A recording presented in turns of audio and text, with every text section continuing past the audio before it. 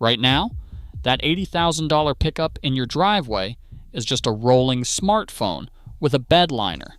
You signed an 84-month loan for a plastic computer that shuts down when one sensor reports a bad number. And last October, the government recalled 461,000 of these trucks for connecting rods that snap themselves in half. But one truck on this list doesn't need a battery, a computer, or even a working key. Mechanics start it with a shoelace tied to a lever. No electricity, no scanner, no dealer, and I'll tell you exactly which one and exactly how by the time we get to number 1. Hidden across America, veteran diesel mechanics are quietly hoarding 5 specific trucks. The ones the dealers won't take in trade. The ones built before emissions mandates strangled the American pickup. This is the list. Starting at number 5 with the engine every working man already knows, and the one Ford spent 30 years trying to replace with something worse. From 1987 to 1996, OBS F-150, equipped with the 4.9-liter, 300 cubic inch inline 6, cast iron block, cast iron head, 145 horsepower, 265 pound-feet of torque at just 2,000 RPM. Now compare that to what is sitting on dealer lots today. The 2026 F-150 runs a twin turbocharged V6 with a plastic oil pan, a 10-speed transmission Ford has issued multiple service bulletins on, and an electronics package that requires a $3,000 factory scanner to diagnose a simple misfire.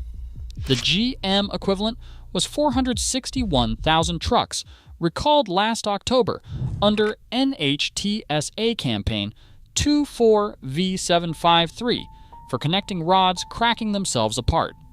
But the old 306 solves a problem the modern industry created. The camshaft is driven by solid steel gears, no rubber timing belt to snap, no stretched out chain. Ford shoved this same engine into step vans, industrial equipment, and UPS delivery trucks because the documented record shows these motors routinely crossing from 400,000 to 500,000 miles in fleet service. It produces pure tractor torque at idle. You can diagnose it with a flashlight and fix it with a socket set. The 300 is a tank, but what is waiting at number 4 exposes exactly how much technology a pickup actually needs. And the answer will make every modern auto executive uncomfortable, which is exactly why the truck at number 4 became the standard every other pickup on Earth is still measured against. The Toyota pickup from 1981 to 1988 was equipped specifically with the 22R carbureted 4-cylinder, not the 22RE. The E stands for electronic fuel injection, and in a true grid-down scenario, the E is the exact thing that kills you. The 22R is pure mechanical physics. A carburetor mixes fuel and air by vacuum alone. No MAF sensor to fail, no fuel pump computer to die, no wiring harness complex enough to melt. And the proof is not my opinion. It is documented. Top Gear, Series 3, Episode 5, aired November 2003. Richard Hammond drowned one of these trucks in the Bristol Channel. He dropped it from a crane. He set it on fire. He drove it down a flight of stairs. He parked it on top of a building and then demolished the building. It still started. That is the record. Meanwhile, today's midsize pickup is a $50,000 turbo 4-cylinder where you need a touchscreen to turn on the heat, and the dealer owns the diagnostic code. If you have ever trusted your life to a 22R on a trail, in a barn, or up a mountain road at midnight, hit that like button and subscribe right now. We are just getting to the engines that rewrite the rules, because we still have not touched the diesel that only needs one single electrical wire to run. I will tell you what happens when mechanics cut that wire on purpose, but the 22R is analog done small. What is coming at number 3 is analog done at industrial diesel scale, and it fires its injectors in a way no modern engine is even capable of anymore. And that brings us to the engine at number 3, the one American diesel mechanics point to when they want to explain what Ford used to be capable of before emissions rules rewrote the industry. From 1999 to 2003, the F-250 and F-350 Super Duty came with the 7.3-liter Power Stroke, the International T444E block, cast iron top to bottom, 275 horsepower, and 525 pound-feet of torque in its final tune, paired to the ZF S6 650 6-speed manual or the 4R100 4-speed automatic. Now look at what replaced it. The 10R80 10-speed automatic in modern Fords has been the subject of multiple technical service bulletins for harsh shifting, shuddering, and premature failure. A replacement bill routinely runs $4,000 to $8,000 out of warranty. The diesel exhaust fluid system on any current heavy-duty diesel will brick the engine on a single bad sensor, $1,500 to $4,500 for one injector, and up to $8,000 for a diesel particulate filter. But here's what makes the 7.3-liter something no modern diesel can replicate. It uses HEUI injection, hydraulically actuated electronic unit injection.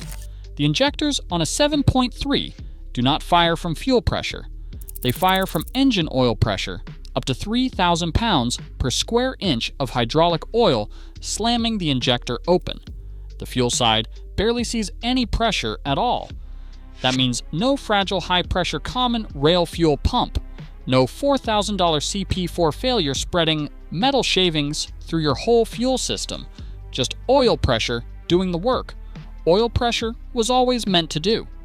That is why clean 7.3 engines cross 400,000 and 500,000 miles routinely. If you have a 7.3 in your driveway, drop the year and the mileage in the comments. I want to see how many of you are sitting on an asset the dealers would love to get back.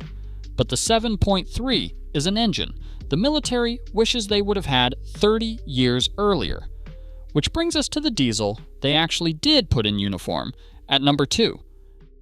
From 1982 to 1991, the Chevy K31-ton 4x4 was powered by the 6.2-liter Detroit diesel, a naturally aspirated V8, 135 horsepower.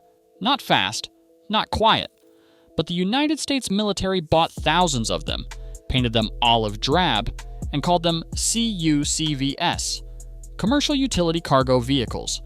The M1008 pickup, the M1009 Blazer, the M1028 Troop Carrier. The Pentagon did not choose these for speed.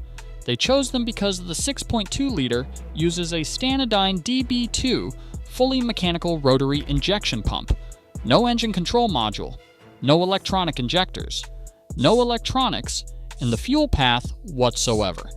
And the U.S. Army Technical Manual 9232029, the CUCV Field Manual, documents emergency operation on kerosene and home heating oil when diesel was not available. Try that with a modern HD diesel. Contaminated fuel destroys the high-pressure pump, metal fragments migrate through the rail, and you are looking at $8,000 in repair costs before the truck can move again. The 6.2-liter just keeps firing. The Pentagon picked this engine for exactly one reason. It could not be disabled by electronics because it had no electronics to disable. And that brings us to the engine at the top of this list. The one every veteran diesel mechanic in this country calls the Holy Grail. The one you can fire up with nothing but a piece of scrap wire tied to a lever. You are about to hear exactly how. From 1994 to 1998, the Dodge Ram 2500 and 3500 equipped with the 12-valve Cummins 5.9-liter inline-six paired to the NV4 5005-speed manual. It made 215 horsepower at peak and 440 pound-feet of torque. Bolted to the side of that engine, driven directly off the camshaft by solid steel gears, is the Bosch P7 100 inline mechanical injection pump, the P-pump. Every diesel mechanic in America knows what this means. The P7100 controls timing, metering, and injection pressure with gears and springs. No computer, no engine control module, no software. The entire powertrain, this 5.9-liter, 6,800-pound turbo diesel pickup, requires exactly one electrical wire to operate. That one wire is the fuel shutoff solenoid. Its only job is to cut fuel when you turn the key off. Here is the reveal master diesel techs have quietly taught each other for 30 years. If that solenoid fails, or the battery is dead, or the grid is down, or an electromagnetic pulse fries every circuit in your county, you open the hood. You tie a shoelace, a bootlace, a piece of baling wire, anything you can find, to the manual shutoff lever on the side of the pump. You pull it up by hand. You pop the clutch. This 5.9-liter Cummins roars to life with zero electricity in the vehicle. Once it is running, it needs nothing electrical to keep running. No engine control module, no sensors, no CAN bus. Cut one wire, and it becomes a pre-Cold War era mechanical diesel inside a modern truck body. That is why clean 1996 12-valve trucks routinely clear $40,000 at auction, while a brand new $80,000 heavy-duty diesel depreciates into the ground. The 12-valve P-pump Cummins is the reason the pre-OBD loophole exists. It is the single most hoarded truck in North America. 5 trucks, 5 engines. One common thread. Not one of them can be locked by a software update, disabled by a sensor, bricked by a bad DEF reading, or held hostage by a dealer scanner. The industry did not lose the ability to build these trucks. They chose to stop. Emissions mandates, 84-month financing, subscription to drive ecosystems, the death of owner repairability. None of it happened by accident. If you have one of these rigs in your driveway, do not trade it in. Maintain it. Oil changes. Fuel filters. Respect. If you are shopping used, hunt the exact year ranges. 1987 to 1996. OBS F-150. 1981 to 1988. Toyota 22R. 1999 to 2003. 7.3-liter Power Stroke. 1982 to 1991. 6.2 K30. 1994 to 1998. 12-valve Cummins. Buy them in cash. Learn to turn a wrench. They do not build them like this anymore. And once you have owned one, you understand that was the plan all along.